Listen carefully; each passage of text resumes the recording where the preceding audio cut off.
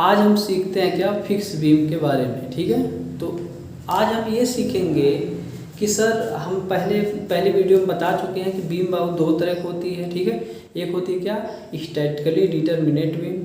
ठीक है, दूसरी होती है क्या, स्टैटिकली इनडिटरमिनेट बीम, जिसमें हमने बताया था स्टैटिकली जो डिटरमिनेट बीम होती है उसमें सिंपल सपोर्टेड बीम होती है ना, कैंटिलीवर बीम होती है, दूसरी क्या होती है, ओवर हैंगिंग बीम होती है। ठीक है, हमने ये भी बताया था पिछली वीडियो में कि इसे हम जो है क्या बोलते हैं कि स्टैटिकली डिटरमिनेट बीम क्यों कहते हैं। ठीक है, अच्छा, फिर मैंने आपको बगल में एक बताया था कि स्टैटिकली इनडिटरमिनेट बीम, तो उसके अंतर्गत कौन कौन बीम आई थी, आपका फिक्स बीम आई थी, कॉन्टिन्यूअस बीम आई थी और प्रोपेड बीम आई थी।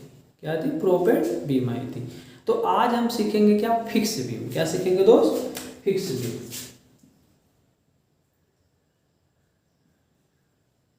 फिक्स बीम, ठीक, अच्छा, फिक्स बीम क्यों सीखेंगे, घरों में हम फिक्स बीम ही क्यों बनाते हैं, इन सारी चीज़ों का जवाब आज आपको मिलेगा। जैसे मान लो आपके घर में बीम बन रही है तो आप क्या बोलते हैं वहाँ पे फिक्स बीम बनाना पसंद करेंगे कि सिंपली सपोर्टेड बीम बनाना पसंद करेंगे। अच्छा, एक चीज़ और जानते चले, जो फिक्स बीम होती है और सिंपली सपोर्टेड बीम होती है वो सबसे बेस्ट बीम होती है, लेकिन हर जगह वो बेस्ट नहीं होगी, ये भी बता दे रहे हैं आपसे। कुछ पर्पज़ के लिए वो बेस्ट होगी। ठीक है, अब कहोगे कहाँ के पर्पज़ के लिए, जैसे मान लीजिए कोई ब्रिज बनाया जा रहा है, आपने ब्रिज बनते हुए देखा होगा कि ब्रिज जब भी बनाया जाता है तो वहाँ पे भी बीम बनाई जाती है। बीम पहले से ही ढाली रहती है, उसे क्या करते हैं हम क्रेन की सहायता से ऊपर ऐसे रखते हैं। हाईवे में कहीं बनता तो आप वहाँ पे ध्यान से देखा करिए। ठीक है, तो हम वहाँ पे क्या करते हैं, वहाँ पे सिंपली सपोर्टेड बीम का यूज करते हैं। लेकिन जब हम कोई घर बनाते हैं, तो वहाँ पे हम मैक्सिमम जो यूज करते हैं वो क्या करते हैं, फिक्स बीम यूज करते हैं। अब क्वेश्चन ये होगा कि सर ये बताइए आखिर फिक्स बीम ही यूज क्यों करते हैं घरों पे, और वहाँ पे क्या बोलते हैं कि जो हाईवे बनता है वहाँ पे हम क्या बोलते हैं, सिंपली सपोर्टेड बीम यूज क्यों करते हैं। देखो दोस्तों, सिंपली सपोर्टेड बीम वहाँ पे इसलिए यूज करते हैं क्योंकि हम जानते हैं जो सिंपली सपोर्टेड बीम होती है, सिंपली सपोर्टेड बीम जो होती है उसके एक तरफ क्या होता है, रोलर लगा रहता है, दूसरी तरफ हिंज लगी रहती है, दूसरी तरफ हिंज लगी रहती है। तो जब हम जानते हैं जैसे क्या बोलते हैं कि जो मैन होता है, मैन और जो मटेरियल है, क्या मटेरियल है, ठीक है। तो मैन और मटेरियल दोनों कहाँ से आए हैं, कहाँ पे हैं, नेचर में हैं। मैन और मटेरियल दोनों कहाँ हैं, नेचर के हैं। तो इस पे जो नेचर का जो होता है कुछ ना कुछ प्रभाव पड़ता है। ठीक है, तो जब गर्मी का सीजन होता है, गर्मी का मौसम होता है, उस समय क्या होता है कि जो बीम होती है उसमें एक्सपेंशन होता है, उसमें क्या होता है, एक्सपेंशन होता है। ठीक है, तो अगर मतलब यहाँ पे हम क्या बोलते हैं, हिंज लगाए हैं, यहाँ पे भी हिंज अगर लगा देंगे तो बीम चूँकि एक्सपेंशन करने का प्रयास करेगी, फैलने का, जिससे क्या हो सकता है, क्रैक हो सकती है या टूट सकती है। ठीक है, अच्छा, अगर मान लीजिए क्या बोलते हैं कि इधर हिंज लगी, इधर भी हिंज लगी, ठंडी के मौसम आप जानते हो कंस्ट्रक्शन होता है, मतलब संपीड़न होता है, मटेरियल मतलब क्या करता है, ऐसे होता है, तो ऐसे क्या होगा, आपका एक खींचा जाएगा तो भी क्रैक्स हो सकते हैं। तो अगर आप सिंपली सपोर्टेड बीम आप बना रहे थे, सिर्फ रोलर अगर लगाओ तो गर्मी का सीजन है तो वो क्या करेगा, रोल करते हुए आगे चला जाएगा। ठीक है, जिससे क्रैक्स नहीं पड़ेंगे। अच्छा, ठंडी के मौसम में तो क्या करेगा, मतलब फिर इधर की तरफ ऐसे आ जाएगा। तो इसलिए हम क्या करते हैं, जो ब्रिज होते हैं, ठीक, जहाँ पे आपका डेड लोड भी लगता है, लाइव लोड भी हमेशा लगता रहता है, ठीक है, उस कंडीशन में हम क्या करते हैं कि मतलब सिंपली सपोर्टेड बीम यूज करते हैं। लेकिन घरों में हम क्या बोलते हैं, फिक्स बीम क्यों यूज करते हैं, इसका जवाब अभी हमारे पास हमने नहीं दिया है। ठीक है, तो आइए हम सीखते हैं।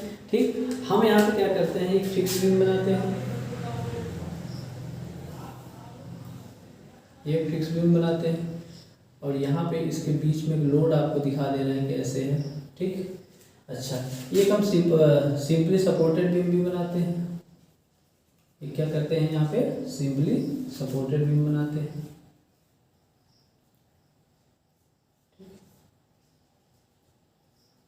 है समझ।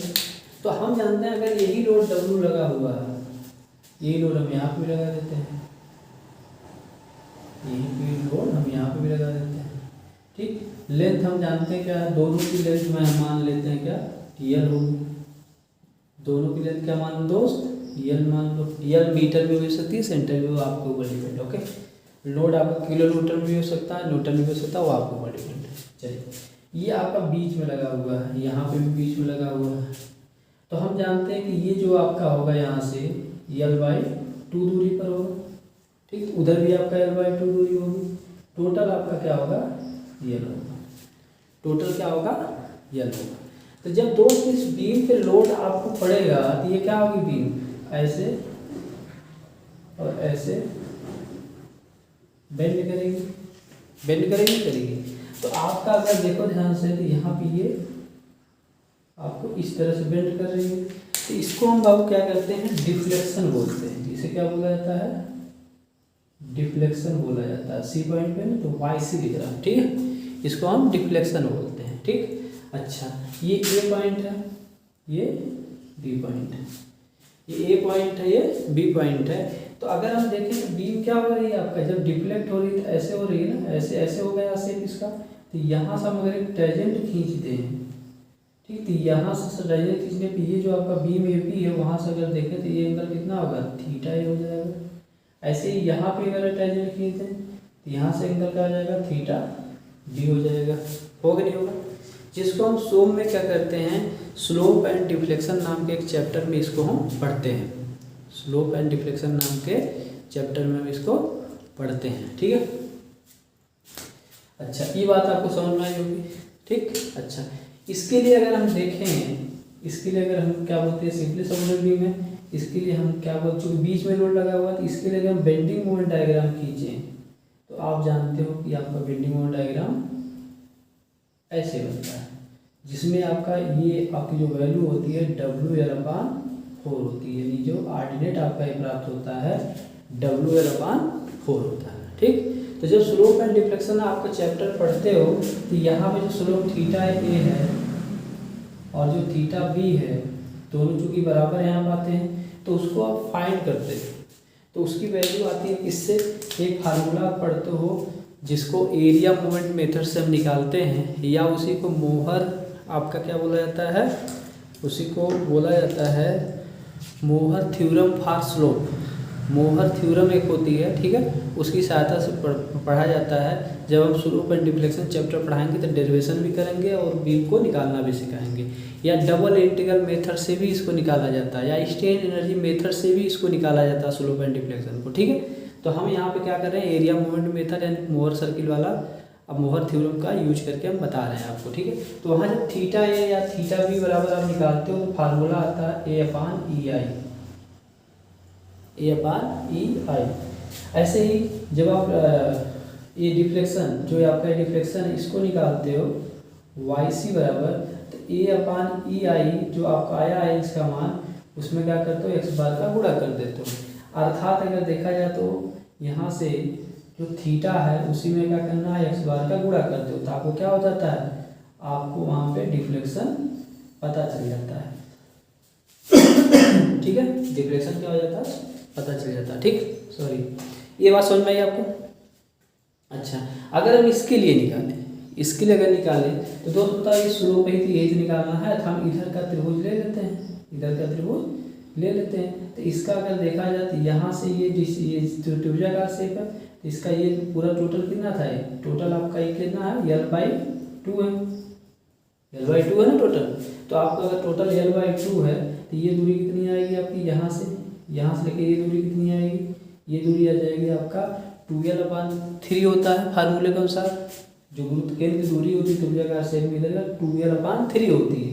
तो यहाँ पर जाएगा क्या, 2L का मान कितना है आपका L/2/3 यानी आपका यहाँ से ये 2 कट जाएगा, यानी L/3 बचेगा। क्या बचेगा वो, L/3 बचेगा, ठीक। तो ये दूरी हमें पता चल चुकी है क्या, L/3। ये दूरी कितनी होती है आपकी, इधर से इधर, ये होती है L/3। तो यहाँ पे L/2 होती है, ये L/6 आ जाएगी, होगा ही। अच्छा, अब देखो अगर हमें यहाँ पे स्लोप निकालना है तो हमें इसका एरिया निकालना है, इसका एरिया निकालना है। अब यहाँ पे एरिया दिखा देते हैं। एरिया अगर इसका निकालोगे ये वाला, इसका अगर एरिया निकालोगे जो हैचिंग पोर्शन है तो बनेगा 1/2 आधार, आधार कितना L/2 इंटू ऊंचाई कितनी बाबू WL/4, यानी आपका आ जाएगा WL² आया, WL² ओके, समझ में आ रहा है। ठीक, अब अगर हमें क्या बोलते हैं कि ये थीटा निकालना, थीटा भी, तो अब देखो यहाँ पे एरिया का मान रखो, आराम से फार्मूला मिल गया। एरिया कितना WL²/16, आराम से निकाल लो कितना आ गया WL²/16EI। ये हमारा क्या मिला, स्लोप मिल गया, ये हमारा स्लोप मिल गया। ठीक है, ऐसे ही अगर हम इस डिफ्लेक्शन को निकालना चाहते हैं, ऐसे ही अगर हम डिफ्लेक्शन को निकालना चाहते हैं तो आप जानते हो, देख ही रहे हो क्या है, देख ही रहे हो क्या, थीटा इंटू, यानी ये जो आया है, यानी ये जो थीटा आया है WL²/16EI, इसी में गुणा करना है x बार का। तो अगर यहाँ से देखा जाए तो यहाँ से यहाँ तक ये x बार ही तो है, x बार ही तो है, यहाँ से x बार कितना है, यहाँ से x बार आप देखो ध्यान से, यहाँ पे क्या है, यहाँ पे L कितना बाबू, यहाँ से 2L/3 होता है ना, 2L/3 होता है, तो आपका L/3 है ना, यहाँ पे देखो ना यार, यहाँ से यहाँ तक क्या है, G तक दूरी 2L/3 है, हल करने पे आया है। तो यहाँ पे आप क्या करोगे, L/3 का गुणा कर दो, तो आपका y बराबर जो आ जाएगा WL³/48EI मिल गया, ये मिल गया। ये समझ में आया आपको। ठीक है, तो इस तरह से हम क्या करते हैं, स्लोप एंड डिफ्लेक्शन में ये चीज़ें निकालते हैं। ठीक, अब हम क्या करते हैं, इसको मिटाते हैं, इसको मिटाते हैं और क्या बोलते हैं, इसके बारे में बात करते हैं, इसके बारे में, इसके बारे में। तो अगर बाबू हम इसकी बात करें, इसे मिटा दे रहे हैं, ठीक है, इसकी बात हम मिटा सकते हैं क्योंकि इसका हमें यूज करना चाहिए। सोचा थोड़ा इसको बता भी दें कैसे आया था, अब इसी का यूज करके हम सारी चीज़ें आपको समझाएंगे ना, किस तरह से क्यों बीम हम क्या बोलते हैं फिक्स बीम ही यूज करते हैं। ठीक, ये सारी चीज़ें हम मिटा देते हैं। अब देखिए ध्यान से, अगर हम इसमें बात करें, इसमें मतलब फिक्स बीम में बात करें, इसमें फिक्स बीम, देखो ध्यान से, तो फिक्स बीम में जब भी आप देखोगे तो इसमें जब भी आपका मतलब बेंडिंग होगा बीम में, देखो ये थोड़ा सा एक बात और समझ लीजिएगा कि कैसी बातें कर रहा है। जैसे ये आपकी बीम है, ठीक है, सिंपली सपोर्ट है, पहले सुनना, ये बीम है, अगर इस पर ऊपर से लोड आप डालते होते ऐसे ही बेंड करेगी। अगर आप सिंपली सपोर्ट है तब ऐसे होगी, नहीं होगी आपकी, होगी ऐसे बेंड करेगी। ठीक, तो आप बताओ ये क्या है, ये कर्व बना रहा है, इलास्टिक कर्व बना रहा है, ये क्या है, इलास्टिक कर्व बना रहा है। कर्व बना रहा था, हम जानते हैं एंगल कैसे निकाला जाता है, उस पर टेंजेंट डाला जाता है। वही टेंजेंट देखो मैंने डाला है, यहाँ से भी टेंजेंट हमने डाला है, तो हमें क्या मिला, यहाँ पे स्लोप मिल गया था। क्या मिल गया था, हमें स्लोप मिल गया था। ठीक है, और जितना बीम अपनी ओरिजिनल पोजीशन से मतलब ऐसे था, ये बीम ऐसे जितना गई है वही आपका डिफ्लेक्शन होता है, वही क्या होता है, डिफ्लेक्शन होता है। और दोस्त जितना ज़्यादा डिफ्लेक्शन होगा बीम में, वो बीम उतना ही समझो कि मतलब क्या बोलते हैं, हमारे लिए क्या है, मतलब हार्मफुल है एक तरह से। वो बीम जो हो फेलोर की तरफ बढ़ रही है, क्या है, फेलोर की तरफ बढ़ रही है। इसलिए जब भी बीम बनाई जाती है तो उसमें डिफ्लेक्शन जितना कम से कम हो वो बीम क्या होती है, सबसे अच्छी मानी जाती है। ठीक है, क्यों होती है, क्या होता है, ये सारी बातें अभी बाद में करते हैं, पहले आप समझते हैं इस बात को। ये बातें हम शायद समझ चुके हैं, ये बातें शायद हम समझ चुके हैं। ठीक, तो यहाँ पे एक चीज़ हमने देखा, क्या देखा, यहाँ पर हमने एक चीज़ ये देखा, इसको मिटा रहे हैं। ठीक है,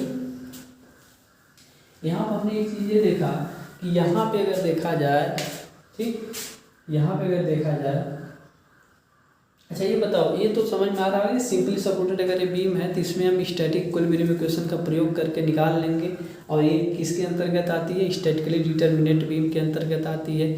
इसमें sigma Fx = 0, sigma Fy = 0, sigma Mxy = 0 या sigma H = 0, sigma V = 0, sigma M = 0 equation करके हम स्टैटिक इक्विलिब्रियम इक्वेशन करके सॉल्व कर लेते हैं।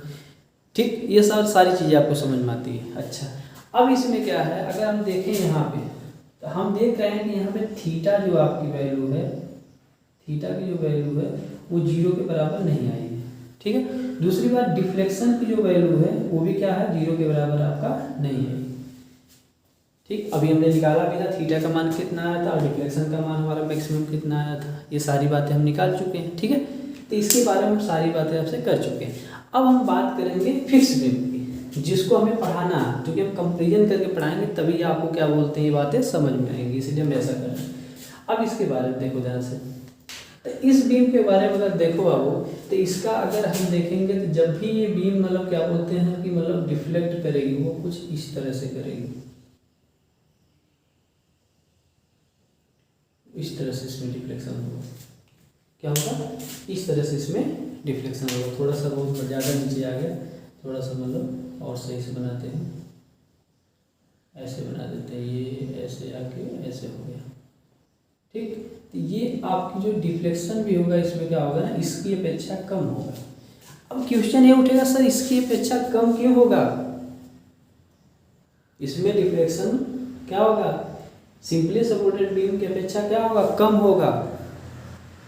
तो क्वेश्चन ये उठेगा, सर क्यों होगा कम, ये डिफ्लेक्शन कम क्यों होगा, ये क्वेश्चन उठेगा ना, ये क्वेश्चन उठेगा ना कि मतलब इस बीम पे, इस बीम में सिंपली सपोर्टेड बीम की अपेक्षा डिफ्लेक्शन कम क्यों होगा। तो आइए देखते हैं क्यों कम होगा, ठीक है। तो देखो दोस्त, इसको हम अभी सिद्ध भी करेंगे कम होता है, ठीक है, ये बात भी हम सिद्ध करेंगे कि कम होता है। ये भी बात हम सिद्ध करेंगे कि इसमें जो बेंडिंग मोमेंट का मान होगा कम आएगा, इसमें बेंडिंग मोमेंट का मान क्या होगा, ज़्यादा होगा, ठीक। तो इसमें स्ट्रेस भी ज़्यादा होगा क्योंकि डिफ्लेक्शन ज़्यादा हो रहा है, तो स्ट्रेस भी ज़्यादा होगा, ये भी हम सिद्ध करेंगे। इसकी जो क्या बोलते हैं कि स्ट्रेंथ होती है कम होती है, इसको भी हम सिद्ध करेंगे, सारी चीज़ कम समझाएंगे, आप देखते रहिए सिर्फ, ठीक है। आइए, अगर दोस्त हम इसकी बातें करें, तो अब बताओ, अब अगर हम इस कर्व पे क्या बोलते हैं, यहाँ से क्या बोलते हैं, अगर मतलब क्या टेंजेंट डालें तो बताओ ये क्या होगा, इधर चला आएगा, ये टेंजेंट क्या हो जाएगा, इधर चला आएगा। यहाँ पे भी अगर डालें तो वहाँ से यहाँ पे ए था, यहाँ पे भी यहाँ से गुजर ही नहीं रहा, ये आपका ऐसे चला जा रहा है, यानी यहाँ पे थीटा क्या हो जाएगा आपका, 0 हो जा रहा है। यहाँ पे जो आपके इंड है, मतलब जहाँ पे सपोर्ट है, वहाँ पे थीटा का मान क्या हो जा रहा है, 0 हो जा रहा है कि पहले बताओ, यहाँ पे थीटा का मान 0 हो रहा है कि नहीं हो रहा है, सपोर्ट पे। यहाँ पे देखो थीटा का मान प्राप्त हुआ था, WL/16EI ये भी लिखा था, और डिफ्लेक्शन का मान भी यहाँ सब मतलब क्या बोलते हैं हमने निकाला था, तो क्या मिला था, YC, यानी जो डिफ्लेक्शन का मान आया था वो कितना आया था, WL/48EI, याद है ना। चलो, अब यहाँ पे अगर मैं बात करूँ इस सपोर्ट पे डिफ्लेक्शन का, तो सपोर्ट पे जो डिफ्लेक्शन होगा वो भी 0 होगा। देखो ध्यान से, यहाँ क्या सपोर्ट हो रहा है, डिफ्लेक्शन। आप एक चीज़ कह सकते हो, सर यहाँ पे सपोर्ट पे डिफ्लेक्शन यहाँ पे होगा क्या, हम कहेंगे नहीं होगा, सपोर्ट पे डिफ्लेक्शन आपका 0 होगा, यहाँ भी सपोर्ट पे डिफ्लेक्शन क्या होगा, 0। लेकिन कहोगे इसका स्लोप होगा, कहेंगे हाँ स्लोप होगा। यहाँ पे देखो जो सपोर्ट है वहाँ पे स्लोप भी 0 है और डिफ्लेक्शन भी 0 है, यहाँ पे भी आपका स्लोप 0 है और डिफ्लेक्शन भी क्या आपका 0 है। बात मेरी समझ में आ रही है, ठीक। लेकिन अगर हम सी पॉइंट पे देखें, यहाँ पे सी पॉइंट पे डिफ्लेक्शन है, सी पॉइंट पे डिफ्लेक्शन है, उस चीज़ को अभी हम क्या करेंगे, निकालेंगे, उस चीज़ को हम निकालेंगे। आपके मन में हो रहा होगा सर कितना होगा, पहले में बता दो ना, तो आप बता देते हैं कितना होता है, क्या आप बता देते हैं कितना होता है, क्या होता है बाबू, WL³ होता है 192EI, WL³ 192EI होता है, ठीक। ये बात समझ में आ रही है, WL³ 192EI होता है, ये बात समझ में आ गई। अच्छा, दूसरी बात आपके मन में एक क्वेश्चन और हो रहा होगा कि सर एक बात और बता दीजिए ना, कि सर इसमें तो आपने बताया कि इसका बेंडिंग मोमेंट जो होता है M बराबर जो होता है मैक्सिमम बेंडिंग मोमेंट WL/4 आता है सिंपली सपोर्टेड बीम में, इसका कितना आता है हम जानना चाहते हैं। चलो, यानी इसका जो आता है उसमें कितना आता है, उस चीज़ को जान लो। कितना आता है बाबू आपका, और दिखा देते हैं होता कितना है, WL/8 होता है। क्या होता है? WL/8 होता है। क्या? Bending moment. किसमें? फिक्स बीम में। इस बात को हम लोग सिद्ध भी करेंगे। ठीक, ये बात समझ में आ रही है? क्या मतलब अंतर आपको समझ में आ रहा है? सारी बातें समझ में आ रही है? क्या क्या बताया मैंने? पहली बात ये समझाया मैंने, क्या ये सारी बात समझ में आ गई? एक बार फिर से हम इसको रिकॉल करते हैं। फिर हम ये सिद्ध करते हैं कि ये बीम जो फिक्स बीम है सिंपली सपोर्टेड बीम के कंपैरिजन में बेहतर क्यों है। आइए, इतनी बात आप समझ चुके हैं। अब एक बात आपको और समझा देते हैं, क्योंकि इसमें मैंने बताया था। ठीक है, अब आपके मन में क्वेश्चन होगा कि सर एक बात और बता दीजिए कि इसका जो है कि मतलब BMD कैसा बनेगा, इसका BMD कैसा बनेगा। तो इसको तो हम सॉल्व करेंगे, लेकिन फिर भी हम आपको BMD पहले ही बता देते हैं कैसा बनेगा। देखो, इसका BMD आपको कुछ इस तरह से बनेगा, ऐसा बनेगा, जिसमें प्लस होगा। यही जो वैल्यू होगी वो दिखाएगी कितना, WL/8 को। ये आपको वैल्यू क्या होगी, माइनस में आएगी।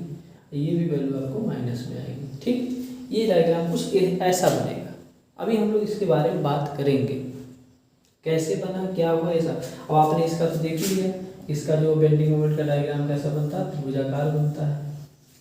ठीक, तो आइए चलें, इसमें क्या क्या बातें हमने सीखा पॉइंट वाइज फिर एक बार समझते हैं। फिर इसमें हम ये सिद्ध करते हैं कौन सी बीम अच्छी है, कौन सी बीम कितनी ज़्यादा स्ट्रेंथ रखती है, इस चीज़ को हम समझेंगे। चलिए, तो ये दोनों बीम आपके सामने हैं, दोनों बीम आपके सामने है। ये सिंपली सपोर्टेड बीम है। ये क्या है? सिंपली सपोर्टेड बीम है। ये हमारी क्या है? ये हमारी क्या है? फिक्स बीम है। ठीक, पहला नंबर क्या सीखा हमने? पहला नंबर हमने ये सीखा इसमें कि सर सपोर्ट पे जो आपका है, सपोर्ट पे जो आपका यहाँ पे स्लोप की वैल्यू क्या होती है, 0 होती है। यहाँ पे भी स्लोप की वैल्यू 0 हुई थी, यहाँ भी स्लोप की वैल्यू 0 हुई थी। दूसरी बात हमने सीखा क्या इसमें कि सर इसमें जो होता है ना, इसमें स्लोप पे जो डिफ्लेक्शन होता है वो क्या होता है, 0 होता है। स्लोप पे डिफ्लेक्शन क्या होता है, 0 होता है। यहाँ पे भी स्लोप का क्या बोलते हैं कि जो स्लोप था, स्लोप पे जो आपका मतलब स्लोप था जो B पॉइंट पे भी 0 था, और B पॉइंट पे जो सपोर्ट है उसी पे हमारा क्या बोलते हैं कि डिफ्लेक्शन भी 0 था। ठीक, तीसरी बात ये सीखे हम लोग कि सर चलिए, तो इसमें सर बताइए क्या होगा स्लोप एंड डिफ्लेक्शन। हम कहेंगे अगर स्लोप आप डिफ्लेक्शन यहाँ पे अगर सपोर्ट पे देखते हो, थीटा ये, ठीक है, यहाँ पे, ठीक है, इस पॉइंट पे स्लोप आपको मिल रहा है, इस पॉइंट पे स्लोप मिलेगा। इसका मतलब इसके पहले मैंने थोड़ा सा गलत बोल दिया। ठीक है, तो स्लोप की वैल्यू क्या करेंगे, यहाँ पे मिलेगा। स्लोप ए क्या होगा बाबू आपका, यहाँ पे क्या होगा, और स्लोप जो B होगा, दोनों क्या होंगे, बराबर होंगे, जिसकी वैल्यू हमने निकाली थी। कितनी आएगी आपकी, WL/16EI आई थी। ठीक है, यहाँ पे अगर हम डिफ्लेक्शन की बात करेंगे YA और YB पे, तब 0 होगा। ये बात थी। ठीक है, तो थोड़ा सा गलत हो गया, इसे आप लोग समझ लीजिएगा। ठीक, ये बात समझ में आ गई। अच्छा, इसके बाद अगर हम बात करते हैं C पॉइंट पे, तीसरा नंबर C पॉइंट पे, YC, तो YC पे ही क्या होगा, मैक्सिमम हमारा क्या बोलते हैं कि डिफ्लेक्शन होगा, विक्षेप जो होगा मैक्सिमम कहाँ पर होगा, C पॉइंट पर, मिडिल पॉइंट पर होगा। उसकी वैल्यू कितनी आएगी, अभी मैंने आपको बताया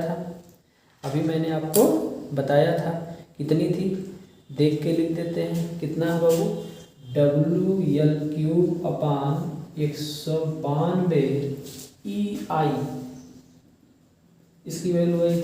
ठीक, अच्छा, इसमें अगर बात करोगे सर इस C पॉइंट पे कितना हमारा आता है, YC, मैक्सिमम जो आता है डिफ्लेक्शन कितना आता है, ठीक, कितना आता है आपका, WL/48EI, 48EI आपको प्राप्त होता है। ठीक है, अच्छा, अगली बात क्या है, यानी ये देखो सबको कंपैरिजन करा रहे हैं। इसमें अगर बात किया जाए कि सर इसमें जो है कि M मैक्स की वैल्यू कितनी आती है,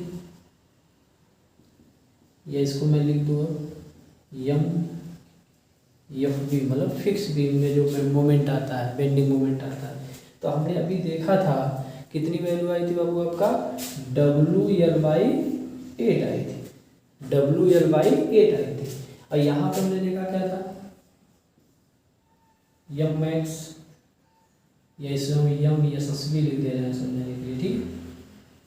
कितनी आई थी वैल्यू, अगर देखा जाए WL/ क्या होता है, 4 आता है, क्या था, 4 आता है, ठीक। ये बात समझ में आ रही सारी बातें। अच्छा, और इसमें जो सेब बना था वो तो दिखाया ही था, इसमें भी सेब जो बना था वो तो दिखाया ही था, ठीक। तो अब नंबर ये है कि सर ये बताइए कि ये बीम मतलब क्या ज़्यादा स्ट्रेंथ वाली है कि ये बीम ज़्यादा स्ट्रेंथ वाली है, इस चीज़ को कैसे आप मतलब सिद्ध करेंगे, आइए हम सिद्ध करके दिखाते हैं, ठीक है दोस्त। आइए, ये सारी चीज़ें हमें समझ में आ चुकी हैं, है ना। आइए, अच्छा, पहले बात हम बताते हैं कौन सी बीम क्या होगी ज़्यादा स्ट्रेंथ वाली है, ठीक। तो स्ट्रेंथ वाली बात समझने से पहले हम एक बात समझ लेते हैं थोड़ा सा, है ना, एक बात थोड़ा सा समझ लेते हैं। रेड कलर से उसे लिखते हैं, क्या, देखो हम क्या कहते हैं, फ्लेक्चर इक्वेशन जानते हैं। फ्लेक्चर इक्वेशन क्या होता है बाबू, यहीं पर लिखते हैं, M/I इक्वल टू होता है σ/y इक्वल टू होता है E/R, ठीक। तो इसमें अगर हम क्या करते हैं, इतने पोर्शन को अगर लेते हैं तो इसको हम स्ट्रेंथ क्राइटेरिया बोलते हैं, और M/I और E/R के साथ लेते हैं तो उसको हम क्या कहते हैं, रिजिडिटी क्राइटेरिया बोलते हैं, ठीक है ना। तो हम सबसे जो हम यहाँ पे सिद्ध करना है कि कौन सी बीम ज़्यादा स्ट्रेंथ वाली है, तो इसलिए हम क्या करेंगे, स्ट्रेंथ क्राइटेरिया ले लेते हैं। तो स्ट्रेंथ क्राइटेरिया है क्या, स्ट्रेंथ क्राइटेरिया है क्या, M/I इक्वल टू σ/y, ठीक। अब यहाँ से अगर हम सॉल्व करें इसको तो देखो I यहाँ चला जाएगा, तो M बराबर हो जाएगा σ × I/y, अब होगा, ये मिटा देते हैं, होगा। अच्छा, अब ध्यान से देखिए, तो I/y होता क्या है, I/y को हम कहते हैं सेक्शन मॉडुलस, और किसी बीम की जो स्ट्रेंथ होती है ना वो सेक्शन मॉडुलस में मेजर की जाती है, सेक्शन मॉडुलस में मेजर की जाती है। तो यहाँ से हमारा M बराबर मिलेगा σ × Z मिलेगा, ठीक। अच्छा, ये बात हमको समझ में आ गई। अच्छा, यहीं से अगर हम एक चीज़ प्राप्त करना चाहें, ध्यान से देखिएगा, यहीं से हम एक चीज़ अगर प्राप्त करना चाहें, Z यहाँ लिख रहे हैं, ठीक है, Z बराबर अगर आप निकालना चाहते हो तो क्या आ जाएगा, M/σ।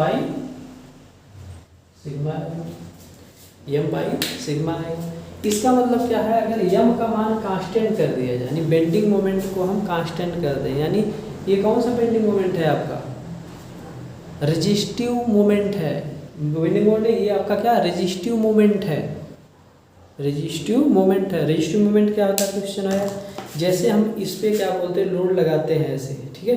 अब देखो ये क्या, इसके बाद लगाएंगे टूट जाएगा, इतना रेजिस्ट कर रहा है, तो यही उसका क्या होगा, जो आपका विरोध कर रहा है इसका मतलब मोमेंट लगाने पर ऐसे, तो वही क्या आपका रेजिस्टिव, यानी विद इन इलास्टिक लिमिट जो हमारा मोमेंट रेजिस्ट करता है उसे हम क्या कहते हैं, रेजिस्टिव मोमेंट कहते हैं, ठीक है। अच्छा, अब देखो ध्यान से यहाँ पे, तो ये अगर इसे कांस्टेंट कर दें तो बताओ सिग्मा का मान अगर क्या बढ़ेगा, तो जेड का मान क्या होगा, घटेगा।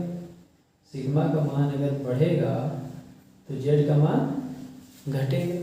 तो सिग्मा का मान बढ़ने का मतलब क्या हुआ, सिग्मा का मान देखो किसी भी मतलब बॉडी में जो स्ट्रेस होता है ना वो उस बॉडी के लिए बहुत ज़्यादा हानिकारक होता है। सिग्मा का मान बढ़ने की वजह मतलब हुआ कि उस बीम की जो स्ट्रेंथ वो घट रही है। देखो अगर कोई ह्यूमन बॉडी है तो उसमें भी अगर स्ट्रेस का मान हमेशा बढ़ता है तो उस जो ह्यूमन बॉडी है ना उसकी स्ट्रेंथ क्या होती है, कम ही होती जाती है, चाहे कितना भी खा ले वो परेशान ही रहता है। तो इसलिए हमेशा स्ट्रेस को डिजाइन में ध्यान दिया था कम रखा जाए, ठीक है। देखो अगर ऐसे ही मान लो स्ट्रेस का मान बढ़ रहा है, स्ट्रेस का मान घट रहा है तो क्या होगा, स्ट्रेंथ का मान देखो आपका बढ़ रहा है, स्ट्रेंथ का मान क्या हो रहा है, बढ़ रहा है। ये बात समझ में आ रही है, ये बात समझ में आई? ठीक, अब आइए यहाँ पे, यहाँ पर बात समझ में आ गई? अच्छा, अब अगर मान लीजिए कोई बॉडी है, अब कोई बॉडी है जिसमें क्या है, जेड का मान कांस्टेंट है। जेड क्या है बाबू, वो जेड कैसे प्राप्त होगा? आओ पहले जेड के बारे में बातें कर लेते थोड़ा सा। जेड है क्या? जेड को हम बोलते हैं I/Y, I/Y। ये देखो, ये है बॉडी, मान लो ये बीम है, इसका क्रॉस सेक्शन ये होगा, ठीक है, इसका क्रॉस सेक्शन ये होगा। तो इसका जो क्रॉस सेक्शन होगा ना, तो उसका हम क्या करेंगे, मोमेंट ऑफ इनर्शिया निकालेंगे, मोमेंट ऑफ इनर्शिया निकालेंगे, और जो न्यूट्रल एक्सिस होती है उससे जो दूरी होती है उसमें भाग करेंगे तो हमारा क्या हो जाएगा, जेड मिलेगा। जेड, जेड का मान जितना ज़्यादा होगा, अगर यहाँ पे ध्यान दो, आई का मान जितना ज़्यादा होगा, जेड का मान क्या होगा, उतना ही ज़्यादा होगा।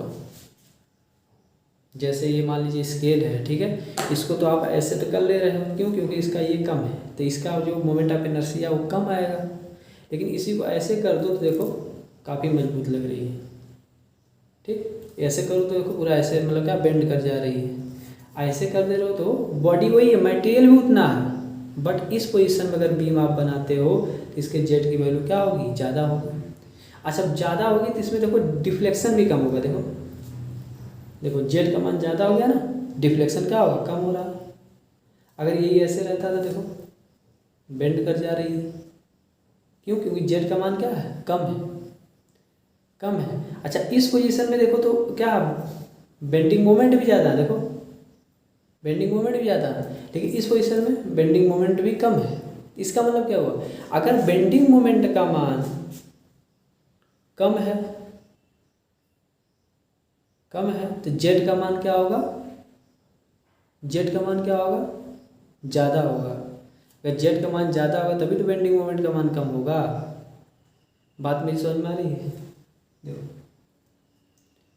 ठीक, तो आइए समझते हैं इस बात को।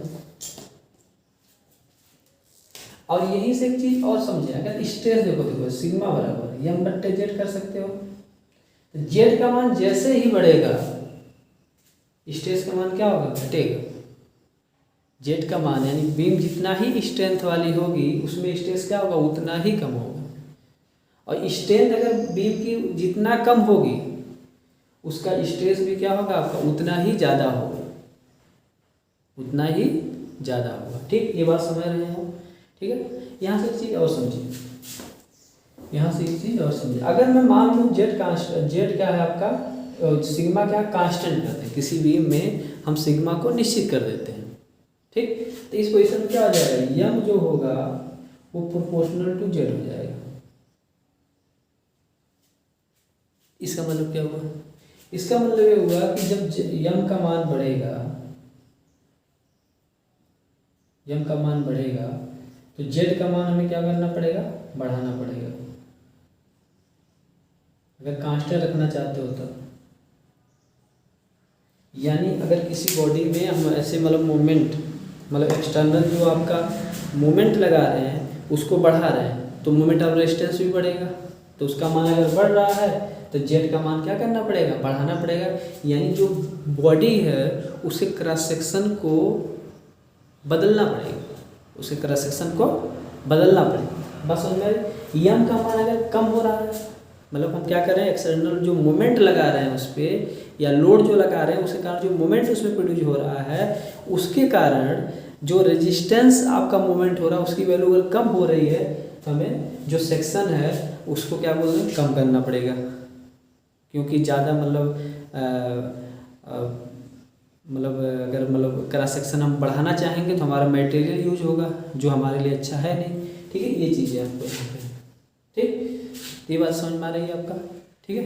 तो इसका मतलब हम कुछ बातें अब समझने लगे हैं कि इसका मतलब ये सारा खेल हमारा जो फ्लेक्चुअल इक्वेशन होता है उससे हम समझ सकते हैं, ठीक। आइए देखते हैं, अब देखते हैं कि इन बीमों में क्या है, इन बीम के बारे में क्या चीज़ें सही है। आइए, अगर दोस्त हम क्या करें, जो बीम है, जो बीम है उसका क्रॉस सेक्शन हम वही रखते हैं। मान लीजिए यही बीम है, ठीक है, ये बीम है, इन दोनों बीम का एक बीम सिंपली सपोर्टेड है, ये सिंपली सपोर्टेड है, इसका भी क्रॉस सेक्शन यही है, ठीक है। एक बीम आपका क्या है, फिक्स बीम है, दोनों तरफ फिक्स है, ऐसे मतलब दीवारों में ऐसे फिक्स है, ऐसे बनाई गई फिक्स, उसका भी क्रॉस सेक्शन यही है, ठीक।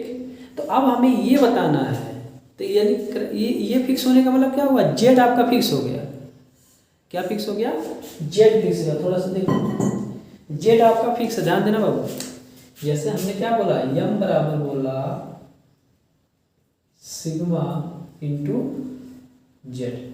जेड को हमने फिक्स कर दिया है, जेड को हमने फिक्स कर दिया। जब जेड हमने क्या बोलते हैं कांस्टेंट कर दिया, तो रिलेशन कितने हैं, यम और सिग्मा में, यानी यम प्रोपोर्शनल टू सिग्मा हो रहा है। इसका मतलब अगर एक्सटर्नल हम क्या बोलते हैं, लोड अगर लगाएं, ध्यान देना बच्चे, अगर मान लो यही बीम, इस पे हम एक्सटर्नल लोड को बढ़ाते जाएं, तो बताओ ये बेंड ऐसे करता जाएगा, यानी इसमें स्ट्रेस बढ़ता जाएगा, ये बढ़ता जाएगा। अगर सिंपली सपोर्टेड बीम है तो नीचे टेंसाइल स्ट्रेस का मान बढ़ता जाएगा और ऊपर कंप्रेसिव स्ट्रेस का मान बढ़ता जाएगा। बढ़ता जाएगा कि नहीं बढ़ता जाएगा, ये बताओ पहले। और डिफ्लेक्शन भी बढ़ेगा, बोलो बढ़ेगा, बढ़ेगा कि नहीं बढ़ेगा। अरे भैया नीचवा जो होगा आपका, जो आपका बॉटम आपका टॉप मतलब लेयर है, उसमें टेंसाइल होगा कि सिंपली सपोर्टेड बीम होगी, और ऊपर क्या होगा कंप्रेसिव स्ट्रेस। तो दोनों का मनवा तो बढ़ेगा, ऐसे ऐसे होगा तो बोलो नहीं बढ़ेगा।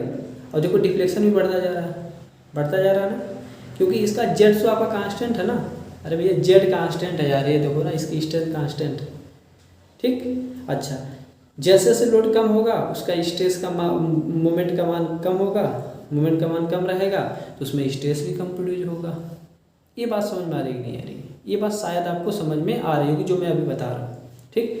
तो ये बातें आपको समझ में आ रही है कि मतलब अगर क्या बोलते हैं यम का मान बढ़ रहा है, ठीक है, तो आपका सिग्मा का मान क्या होगा, बढ़ेगा। अगर यम का मान घट रहा है तो सिग्मा का मान भी क्या होगा, घटेगा, घटेगा, ठीक। क्रॉस सेक्शन दोनों बीम का क्या समान है, मैंने यही जगह पे दिखाया था कि दोनों का क्रॉस सेक्शन क्या है, समान है, ठीक। ओके आइए, बट एक फिक्स है, एक क्या है सिंपली एक तरफ हिंज लगी है, एक तरफ रोल लगा है, एक में। आइए अब दोस्त अगर हम बात करें यहाँ पे, अब अगर हम बात करें यहाँ पे, तो हम देख रहे हैं ये अभी हमने देखा था कि इसका जो आपका जो यम की वैल्यू थी, यम की वैल्यू थी, ठीक है, यम एसएसबी लिख दे रहे हैं, ठीक है, कितनी थी, WL/4 थी, ठीक नहीं। और इसके यम की वैल्यू क्या थी, यम FB लिख रहे हैं यानी फिक्स भी, इसके यम की वैल्यू थी WL/8 थी, ठीक। अब हमें इसका कंपैरिजन करना है, अब हमें इसका कंपैरिजन करना है, तो हम क्या करें, इनका अनुपात निकाल लें। क्या लिखें, यम FB बट्टे लिखने का यम SSB मतलब सिंपली सपोर्टेड बीम। FB का मान कितना था, WL/8 बट्टे WL/4, ठीक है। ध्यान से देखिए आप यहाँ से, तो ये WL से कट गया, यहाँ बचेगा 1/8 बुढ़े, ये ऊपर चला जाएगा यानी 4/1 हो जाएगा, कट गया यहाँ से। तो यानी हमको मिला क्या, हमको मिला क्या, हमको मिला यम SSB यानी जो सिंपली सपोर्टेड बीम है उसमें जो मोमेंट का मान है, बेंडिंग जो आपका मोमेंट है वो ट्वाइस आप कितना है, यम FB से, बोलो है कि नहीं है। मतलब इसका क्या हुआ, मतलब ये हुआ कि जो बेंडिंग मोमेंट की वैल्यू आ रही है सिंपली सपोर्टेड बीम में, वो क्या है, बहुत ज़्यादा है, किससे, मतलब दुगना है, किससे, फिक्स बीम से, फिक्स बीम से क्या है, दुगना, ठीक। तो अभी हम एक बात पढ़ के आए हैं, अभी हम एक बात पढ़ के आए हैं, बात ये पढ़ के आए हैं क्योंकि हमने बता दिया वो, क्योंकि आई और वाई पे क्या बोलते हैं, जेड निर्भर करेगा, तो आई तो इसका मतलब क्या बोलते हैं वही है, आई तो नहीं, जेड तो इसका वही है, बीम की स्ट्रेंथ तो समान है, बीम की स्ट्रेंथ तो समान है, लेकिन बीम की स्ट्रेंथ तो समान है, लेकिन लेकिन अभी हमने एक रिलेशन पढ़ा है, यहाँ पे लिख दे रहे हैं कि यम का मान यम का मान अगर बढ़ेगा तो सिग्मा का मान भी बढ़ेगा। वैसे अगर यम का मान घटेगा तो सिग्मा का मान भी क्या होगा, घटेगा। ये बात अभी बताया है। तो हम देख क्या रहे हैं, हम देख ही रहे हैं कि यानी यम का मान यहाँ पे इतना था, तो आपका ये क्रॉस सेक्शन तो वही है, मतलब क्रॉस सेक्शन भी वही है, वाई का मान भी वही होगा, क्योंकि हमने समान मतलब क्या बोलते हैं बीम एक ही बीम पे सारा प्रैक्टिकल कर रहे हैं। ठीक है, तो हम देख क्या रहे हैं यहाँ पे ऐसे, इसका मतलब क्या होगा, जो सिग्मा एसएसबी प्राप्त हो रहा है वो ट्वाइस आप क्या है आपका सिग्मा एफबी, मतलब बीम भी वही है, मटेरियल भी उतना है, सिर्फ सपोर्ट का अंतर है। देखो इधर सिंपली सपोर्ट था तो इधर आपका हिंज थी, इधर क्या था आपका, इधर आपका रोलर लगा हुआ था। तो इसमें हम देख रहे हैं क्या कि जो आपका मतलब बीम है आपका जो सिंपली सपोर्ट, इसमें जो मोमेंट का मान है, बेंडिंग मोमेंट का मान अधिक आ रहा है किससे, फिक्स बीम से। और कितना अधिक आ रहा है, दुगुना आ रहा है। कितना आ रहा है, दुगुना आ रहा है। बात में समझ में आ रही है, कितना आ रहा है, दुगुना आ रहा है। ठीक, अब देखो ध्यान से, तो आप मुझे बताइए ना, तो जब ये दुगुना आ रहा है तो हम यहाँ रिलेशन से देख रहे हैं क्या कि अगर मोमेंट का जेड का मान जो कांस्टेंट होगा, देखो इसका तो क्रॉस सेक्शन आर वही है ना, तो जेड तो वही होगा। तो जेड जब वही होगा तो यम का मान अगर बढ़ाया जाए तो सिग्मा का मान बताओ क्या होगा, बढ़ेगा कि नहीं बढ़ेगा। यम का मान अगर घटेगा तो सिग्मा का मान घटेगा कि नहीं घटेगा, घटेगा ना। तो इससे हम देख रहे हैं कि इसका मतलब जो स्ट्रेस आपका एसएसबी बीम है उसमें जो उत्पन्न हो रहा है वो इसके कंपेरिजन में दुगना हो जा रहा है। सिर्फ किसकी वजह से, सिर्फ दोनों ओर फिक्स करने की वजह से, दोनों ओर फिक्स करने की वजह से। ऐसा हो रहा है कि नहीं हो रहा, ऐसा हो रहा कि नहीं हो रहा, पहले ये बताओ, हो रहा। ठीक, तो आइए एक चीज़ और देखते हैं। तो अगर बाबू हम एक बात करें तो अभी हमने सिखाया है, आप ये मिटाने जा रहे हैं, ठीक है, आप इसके साथ लेना चाहते हो ले लो। आपको अभी मैंने बताया है कि जिस बीम में स्ट्रेस ज़्यादा होगा, अगर मान लो एक ही मटेरियल का मैं भी बना हूँ और मेरे जैसा एक डुप्लीकेट मेरा भी मतलब क्या बोलते हैं उसको, जो मेरे ही जैसा एक बॉडी और है, मेरे ही मटेरियल की बनी हुई है, वो कवर है। एक में स्ट्रेस कम उत्पन्न हो रहा है, एक में स्ट्रेस ज़्यादा उत्पन्न हो रहा है। तो बताओ सबसे पहले मतलब क्या बोलते हैं कि कौन बॉडी क्या बोलते हैं कि फेलोर होगी, जिसमें स्ट्रेस की वैल्यू ज़्यादा होगी। क्यों, आओ दिखाते हैं। अभी मैंने बताया था कि जेड बराबर होता है बाबू यम बट्टे सिग्मा, बताया था। हमने ये भी बताया था कि अगर यम का मान क्या बोलते हैं, यम का मान ज़्यादा तो ही रहा है, तो सिग्मा का मान क्या हो रहा है आपका, यहाँ पे आपका जेड वही है, जेड तो वही है ना। जेड जब वही है तो अब बताइए जो बीम की जो स्ट्रेंथ है, बीम तो यही बनाई गई है ना। तो स्ट्रेस जब इसमें ज़्यादा सिंपली सपोर्टेड बीम में उत्पन्न हो रहा है, इसके अपेक्षा दुगना, तो फेलोर ही हो जाएगी कि नहीं हो जाएगी, पहले ये फेलोर हो जाएगी कि नहीं हो जाएगी उतने ही मोमेंट के लिए, और फिक्स वाली फेलोर होगी उतने ही मोमेंट के लिए नहीं होगी, फिक्स वाली बीम उतने ही मोमेंट के लिए फेलोर नहीं होगी। मतलब एक बात और समझ में आ गई कि सर इसका मतलब ये भी होगा, अगर एम आप कांस्टेंट कर दोगे तो जेड जो आपको बन रहा है किसका, फिक्स बीम का, वो ग्रेटर देन हो जाएगा किससे, आपका सिंपली सपोर्टेड बीम से। मतलब ये अगर मोमेंट समान दिया जाए, इस पे भी मोमेंट समान हो, बेंडिंग मोमेंट समान हो, और इस पे भी समान दिया जाए तो ये फेलोर हो जाएगी पहले। अगर इसके बराबर आप नहीं लगा दोगे मोमेंट ना, फेलोर हो जाएगी। क्यों, क्योंकि आप देख ही रहे हो इसमें जो बेंडिंग मोमेंट होता है इसके अपेक्षा दुगना होता है, ये फेलोर होगी ही नहीं। ये तो बात समझ में आ गई नहीं। हाँ, तो 2-3 चीज़ें हम समझे। पहली बात ये समझे क्या, पहली बात ये समझे हम कि अगर हम स्ट्रेंथ क्राइटेरिया से हम क्या बोलते हैं सिंपली सपोर्टेड बीम और फिक्स बीम के बारे में समझते हैं तो दो तीन चीज़ें समझ में आई। एक चीज़ ये समझ में आई कि सर इसका मतलब जो आपका सिंपली सपोर्टेड बीम है उसमें स्ट्रेस का मान जो होता है क्या होता है, फिक्स बीम से अधिक आता है, फिक्स बीम से अधिक आता है। दूसरी बात ये समझ में आई कि सर इसका मतलब जो बेंडिंग मोमेंट भी होगा ना सिंपली सपोर्टेड बीम में, उसकी भी वैल्यू क्या होती है, आपका फिक्स बीम से अधिक आता है। तीसरी बात समझ में आई कि सर इसका मतलब जेड की जो वैल्यू आएगी ना सिंपली सपोर्टेड बीम में वो कम हो जाएगी किसके, फिक्स बीम से, अगर उतना ही मोमेंट हम लगाएंगे तो। फेलोर ये पहले होगी ये बाद में होगी, सिर्फ फर्क क्या था, बीम यही थी, ठीक, इसका जेड भी समान था शुरुआत में। अगर उसी समान जेड के लिए देखा जाए तो भी ये मटेरियल क्या हो जाएगा, ये क्या हो जाएगा, ये अधिक स्ट्रेंथ वाला हो जाएगा।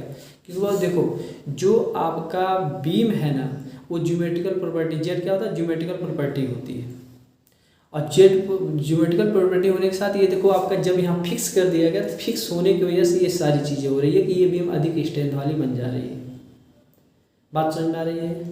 तो ये स्ट्रेंथ क्राइटेरिया के आधार पे आपको बातें समझ में आ गई होंगी, ठीक। आइए अब हम डिफ्लेक्शन थोड़ा समझते हैं, इसमें डिफ्लेक्शन ज़्यादा हुआ और कितना ज़्यादा हुआ इसको भी समझ लेते हैं, ठीक। आइए तो अभी हम देखे थे कि इसमें जो डिफ्लेक्शन आया था वाई सी जो मैक्स वैल्यू थी, ठीक है, वाई एफ बी लिख दे रहे हैं, इसका आया था WL³ अपान 192 EI, ठीक है। और इसमें जो आया था वाई सी मैक्स बराबर YSSB जो आया था वो आया था क्या, WL³ अपान 48 EI आया था, ठीक। अगर हम इनका कंपेरिजन करें दोनों का रेशियो निकालना पड़ेगा, YFB बट्टे YSSB, YFB क्या, WL³ अपान 192 EI और बट्टे WL³ अपान 48 EI, ठीक है। हल कर लीजिए इसका, ये कट जाएंगे सब, ये यहाँ बचेगा 192 गुणे ऊपर चला जाएगा 48, यह चौका होता है देखो, ठीक है। तो हम देख क्या रहे हैं, हम देख रहे हैं जो YSSB है उसके बराबर होगा 4 इंटू YFB। Y है क्या बाबू, डिफ्लेक्शन है, Y है क्या, डिफ्लेक्शन है कि नहीं। और कितना गुना देखो यार, 4 गुना है, 4 गुना मतलब ये ही बीम, जो बीम आपका बीम तो यही है, बीम यही है, क्रॉस सेक्शन भी वही है, ठीक है। लेकिन हम देख ये रहे हैं कि अगर इस पे लोड लगाया जाता है तो इसमें डिफ्लेक्शन क्या हो रहा है, ज़्यादा हो रहा, मतलब 4 गुना ज़्यादा हो रहा है। 4 गुना होने का मतलब थोड़ा समझ लो, अगर इसमें डिफ्लेक्शन समझाने के लिए यूज कर रहा हूँ, अगर इसमें डिफ्लेक्शन मान लो 2 mm हो रहा है तो ये सिंपली सपोर्टेड बीम में कितना आ जाएगा आपका, देखो 4 गुणे 2 यानी 8 mm हो जाएगा, यानी ये जो डिफ्लेक्शन आएगा आपका 8 mm हो जाएगा। अब तुम ही बताओ बाबू, इस पे अगर मतलब लोड लगाया जाए, अगर मान लो ये 2 mm ऐसे हुई, ठीक है, 2 mm हुई, ठीक है, तो इस समय क्या होगा, बेंडिंग मोमेंट, इस समय बेंडिंग मोमेंट कम होगा ना। अब बताओ इसमें आपको और ज़्यादा हो जाए, ऐसे ज़्यादा हो जाए तो क्या देख रहे हो, क्या देख रहे हो, ज़्यादा हो गया, कितना हो गया, अगर 2 माने थे तो यहाँ 8 हो गया, तो बताओ यहाँ पे बेंडिंग मोमेंट का मान क्या बोलते हैं, ज़्यादा हुआ कि नहीं हुआ। यहाँ पे सिंपली सपोर्टेड बीम में बेंडिंग मोमेंट का मान ज़्यादा हुआ कि नहीं होगा। और एक चीज़ देख लो, जब आपका यम का मान देखो ऐसे था फिक्स बीम में तो स्ट्रेस का मान कम था, उसे सिर्फ फिक्स होने की वजह से ऐसा था कम। लेकिन अगर ये सिंपली सपोर्ट हो गई तो आपका देख रहे हो क्या, स्ट्रेस का मान इसमें बढ़ जा रहा था, स्ट्रेस का मान बढ़ जा रहा था, मटेरियल यही था। तो हम ये कह रहे थे कि इसकी स्ट्रेंथ ज़्यादा है, इसकी किसकी वजह से, सिर्फ फिक्स होने की वजह से, सिर्फ मतलब उसको हम फिक्स कर दे रहे हैं, इसकी वजह से स्ट्रेंथ बढ़ गई उसकी। बात समझ में आई? सिर्फ इस पे ना जाना कि जेड बराबर आई बट्टे वाई होता है, ठीक है? आई बात समझ में आ रही है? अच्छा ऐसे देखो आपका इसमें डिफ्लेक्शन ज़्यादा हो रहा है, बताओ डिफ्लेक्शन जब ज़्यादा होगा, यही भी मैंने पहले ये देखो नहीं फेल हो रही थी, यही पर डिफ्लेक्शन जितना ज़्यादा होगा बताओ क्या होगा, ऐसे टूट जाएगा। बात मेरी समझ में आई? बात मेरी समझ में, क्योंकि वो जैसे जैसे स्टेज बढ़ता जा रहा था वो टूट गया।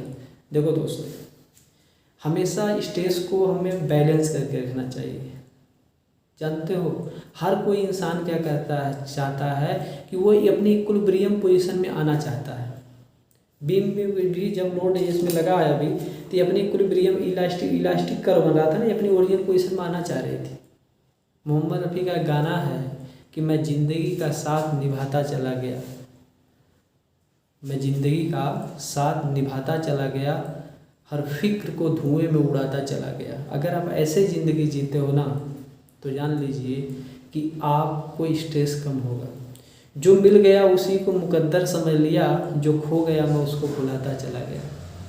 तो आपको स्ट्रेस कम होगा, आपकी लाइफ भी बढ़ेगी, आप खुश रहोगे, आप जीतते जाओगे, ज़िंदगी को जी के जाओगे, नहीं तो ज़िंदगी काट के जाओगे।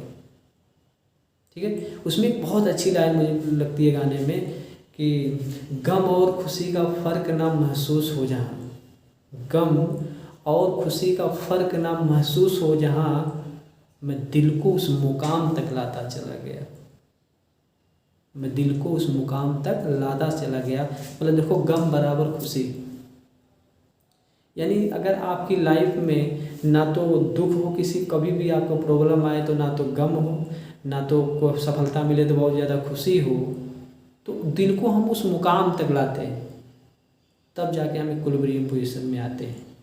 इसी बात को गीता में भगवान कृष्ण ने कहा, योगस्थ कुरु कुमार संगम तवा धनंजय सिद्ध सिद्धो समोभूता समत्तम योग उच्यते, कि चाहे सफलता मिले चाहे असफलता मिले, हमें हर परिस्थिति में इक्विलिब्रियम में रहना है। ठीक, इसके बाद कहा था गीता में कि कर्मणेव अधिकारस्ते मा फलेषु कदाचन माँ कर्म हेतुर्भुमा संकोते अस्त कर्मणि। उन्होंने कहा था कर्म करते रहो यार, फल की इच्छा मत करो, वो तो मिलेगा ही, अच्छा करोगे तो अच्छा मिलेगा, खराब करोगे तो खराब मिलेगा। ठीक है? तो शायद आज आपको समझ में आया होगा कि मतलब कि सिंपली सपोर्ट बीम हम घर में क्यों नहीं बनाते हैं और फिक्स बीम हम क्यों बनाते हैं। मटेरियल वही होता है, सिर्फ फिक्स करना होता है। ठीक, तो मेरे दोस्त अगर क्या बोलते हैं कि अब वीडियो आपको मेरी पसंद आई हो, मेरी मेहनत लगती है कि मैंने मेहनत किया है, ठीक है, तो मैंने जो भी आपके साथ मेहनत किया है, जो भी देख रहा है वो इसे लाइक कर देगा, मेरे चैनल को सब्सक्राइब कर लेना, अपने फ्रेंडों में शेयर भी कर देना, ताकि वो भी इससे सीखें और मुझे जाने, ताकि वो भी औरों को भी क्या बोलते हैं करें, और इस तरह से हमारा परिवार धीरे धीरे बढ़ता रहे। ठीक है? तो आज के लिए इतना ही।